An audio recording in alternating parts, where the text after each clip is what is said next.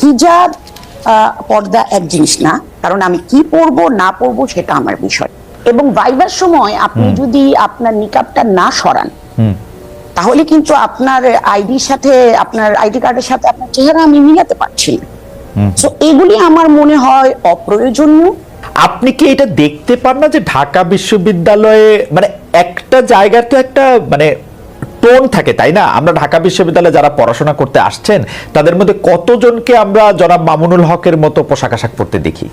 তাদের মধ্যে অনেকেও এই প্র্যাকটিসটা করতে চাইলেও যে তারা অনেকে করতে পারছেন না, সেইটাও কি একটা স্টিগমা তাদের উপর চাপানোর চেষ্টা করা হইতেছে কিনা? মানে যারা ধরেন দাড়ি রাখতে চান, টুপি পরতে চান, পাঞ্জাবি পায়জামা পরতে চান, লম্বা ঢোলা আলখাল্লা জব্বা পরতে চান, সেইটা তাদের উপর আসলে চাপানো হয় কিনা একটা স্টিগমা যে না তুমি এখানে ফিট ইন করো? এটা না কোনো ইনস্টিটিউশনাল ডিসিশন না, এটা হচ্ছে শিক্ষক টু শিক্ষক ভ্যারি করে। যেমন কিছুদিন আগে সোশ্যাল সায়েন্স ফ্যাকাল্টির একজন শিক্ষকের সম্পর্কে অভিযোগ উঠেছে যে উনি পোশাক আশাক নিয়ে অনেক কথা বলেন। আমি ব্যক্তিগতভাবে আমার বিভাগের কথা বলতে পারি। আমি ইংরেজি বিভাগের শিক্ষক, আপনারা জানেন আমরা ইংরেজি সাহিত্য পড়তে গিয়ে অনেক কিছু পড়ি। আমরা মিথোলজি পড়ি, হিন্দু মিথোলজি, গ্রিক মিথোলজি, অনেক কিছুই পড়ি, কিন্তু সেগুলো প্র্যাকটিস করতে তো কেউ আমাকে বাধ্য করছে না। আমাদের ক্লাসগুলিতে মোটামুটি ছেলে মেয়ের রেশিও 50-50 না হলেও কাছাকাছি। তো যেসব মেয়েরা আছে ইদানিং অনেককে দেখা যায় যারা হিজাব পরে। হিজাব পর্দা এক জিনিস না, আমি সেই বিতর্কে যেতে চাই না। আমি তাদেরকে, আমার মতো শিক্ষকেরা, আমরা হয়তো একটু লিবারেল ইংলিশ ডিপার্টমেন্টের শিক্ষকরা, আমরা কখনোই কিন্তু এই ধরনের কিছু নিয়ে আমরা কথাবার্তা বলি না। কারণ একজন কি পোশাক পরবে, কোন ধর্মে বিশ্বাস করবে, এটা তার ব্যক্তিগত ব্যাপার। সে যতক্ষণ না এমন একটা পোশাক পরবে যেটাতে শালীনতার সীমা লঙ্ঘিত হয়, আমি তাকে কেন এটা বলবো? আমাদের স্টুডেন্টরা জিন্স পরে আসছে, টি শার্ট পরে আসছে, আলখেল্লা পরে আসছে, বোরখা পরে আসছে, এবং আপনারা হয়তো জানেন না ইংরেজি বিভাগে এখন প্রচুর মাদ্রাসার ছেলে পড়ে, প্রচুর। মানে একবার আমার ক্লাসে প্রায় 40 জনের মতো স্টুডেন্ট ছিল এবং তার 30-35% ছিল মাদ্রাসা ব্যাকগ্রাউন্ডের। এবং অনেকে শুনলে আরো অবাক হবেন যে ইদানিং আমি বুঝতে পারি আমার অভিজ্ঞতা থেকে যে মাদ্রাসা শিক্ষাতে ইংরেজির উপর অনেক জোর দেওয়া হয়। কারণ ইংরেজি বিভাগে আসা কিন্তু চারটিখানি কথা নয়, আর অনেকের সাথে কম্পিট করে আসে। রাইট।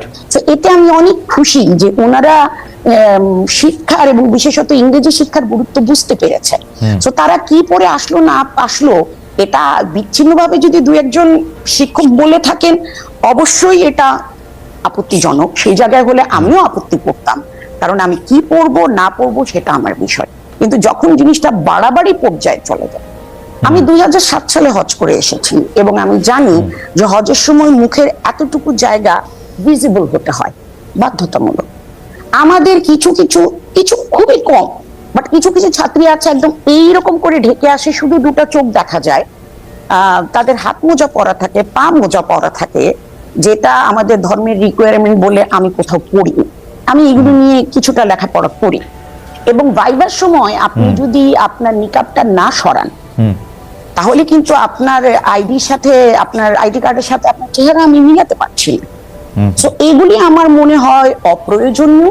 কিন্তু পোশাক আশাকের ব্যাপারে, চিন্তাধারার ব্যাপারে, সব ব্যাপারে আমি ব্যক্তি স্বাধীনতায় বিশ্বাস করি ততক্ষণ পর্যন্ত যতক্ষণ না এইটা একজনের বা সমাজের বা দেশের জন্য ক্ষতিকারক না হয়।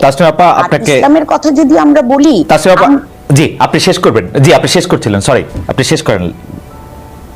সিস্টেমের কথা বলছিলেন। জি, আমরা যদি ইসলামের কথা বলা আর সেটা নিজের জীবনে ধারণ করা কিন্তু দুই ইস্যু। আমাদেরকে ইসলাম শেখায় নম্র হতে, ভদ্র হতে, অন্যের সাথে ভালো আচরণ করতে। ইসলামে বলা হয়েছে একজন মানুষের প্রতি, একজন মানুষের দিকে হাসলে সেটাও এক ধরনের সাদকা। ওকে, আমরা কি সেগুলো করি? আমার মনে হয় চেঁচামেচি করি, তাদেরকে আমরা ইসলামের বাঘ, ইসলামের সিংহ এইসব টাইটেল দেয়া হয়।